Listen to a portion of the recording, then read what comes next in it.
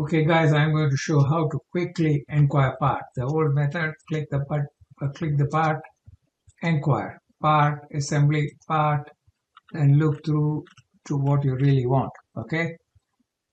Better method. See this button here, click on that, custom inquiry.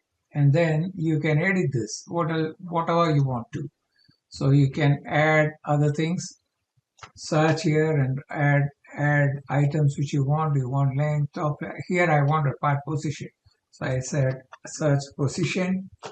Well, it's already added, so I could also move it up and down. See, look, I can move it up, part position, move up,